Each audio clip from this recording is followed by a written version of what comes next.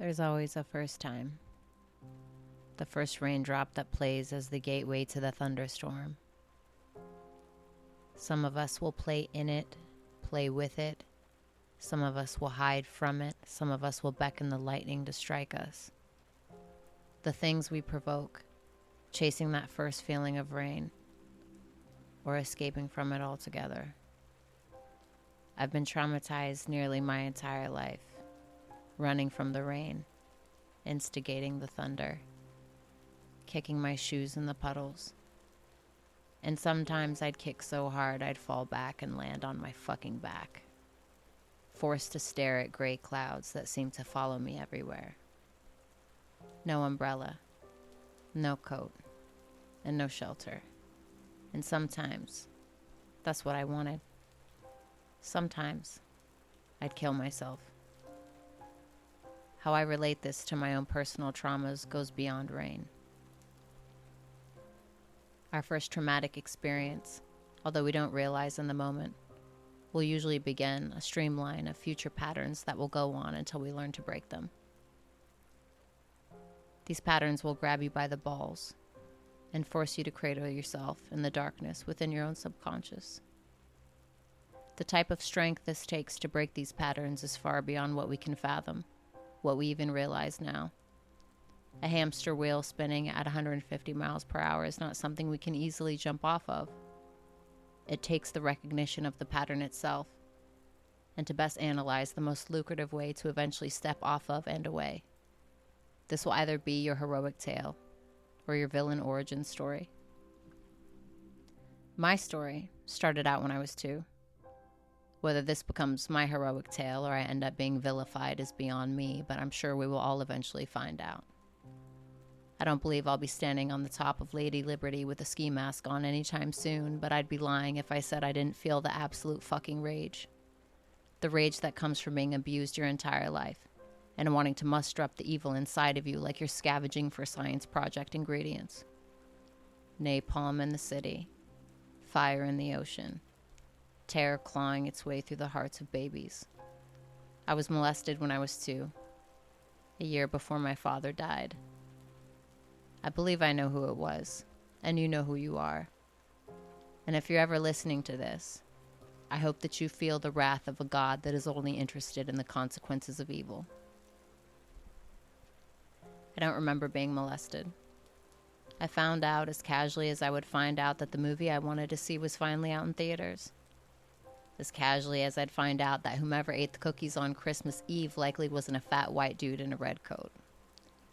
I was with my wonderful grandmother at the time, 14 years old, skinny as a fucking rail, and the prettiest blue eyes you'd never seen.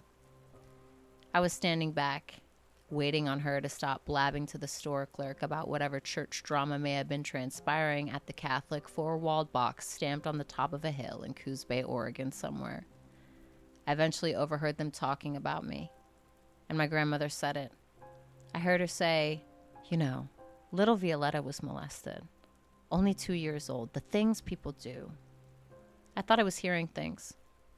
We get in the car and I straight up asked her. I have always been a somewhat straight up and straight to the point person, but I was so soft-spoken and docile then. And when I asked, she surely admitted it. She was a God-fearing woman. She could rarely tell a lie. And if she did, I assure you, she likely cried about it and did 14 Hail Marys that day stat, no half-stepping. When I tell you I was shocked by this news, but things started to finally make sense. When I was a child, I used to have these isolated fits of rage. It would be over something absolutely ridiculous, like my parents telling me to go to my room or me getting pissed off at a friend across the street for fucking with my bike. But it wasn't simplistic rage. It was gut-wrenching, uncontrollable, imploding doom. And that wasn't the kicker. I would get horny. No, you did not hear that incorrectly. I would actually get horny. A full throttle groper. Of course, I was too young to understand, too young to know. I didn't even know what masturbation was. I must have been only 8 at the time, but when I was angry, I had the sex drive of a pregnant woman. I'd just press on it to make it disappear. like when you have a wound you need to apply pressure to stop the bleeding. Not to mention the incredibly vivid nightmares I would have on a consistent basis. Didn't understand why at the time, but I do now. The memory of sexual abuse is stored in the nervous system. But when you're too young to remember, or your mind tries to protect you, it will block the memory. It's called dissociative amnesia. And I would go on to be repeatedly sexually abused throughout my life and into adulthood by various walks of life. Relatives, a boss, boyfriends, a woman. Eventually developing anxiety and most likely complex PTSD. That's when the drip starts. That's when you look to everything but God and a therapist because you have no direction. You feel like you can't tell anyone. You develop Stockholm syndrome, trying to convince yourself that they didn't mean it, that they might be good inside. You tell yourself, it's just me. This is how people get around me. There's something wrong with me. Why do I bring out shadows in living things? People around you don't know the truth, so they call you the problem. And all I wanted was a forehead kiss. Someone to tell me I was worth a fuck.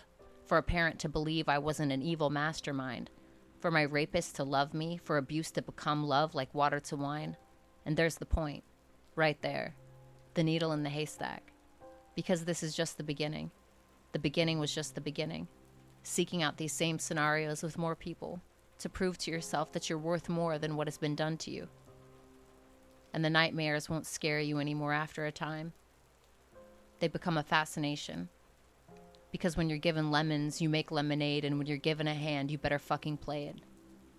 And if you fold, life folds with you. Into a falling star, into barbed wire vines that strangle you in your sleep. But you don't want to dream. You want to sleep. So alcohol is your frenemy. Drugs are your counselors. You walk around under the gray clouds. You glitter in the rain and you call it a miracle. And you squat down to the wet gravel, look at yourself inside of the puddle of shadows, and you find yourself sitting there for the rest of your life. You hang out at graveyards and under willow trees, and you stand alone in crowds and crows of people. And this becomes an addiction, just like the rum on the counter. Because peace is something you have not known but will do anything to taste. But your body regurgitates it, rejects it, throws it up on a midnight pillow, and at dawn you wake up on the pillow of comfortable chaos. You cradle her like a baby, tell her how much you missed her. The devil we don't know versus the devil we do, and I found myself seeking this chaos out, planting it inside of my life until I had the garden I was used to. 1,000,000 ghosts, but only 1,000 bodies inside of it.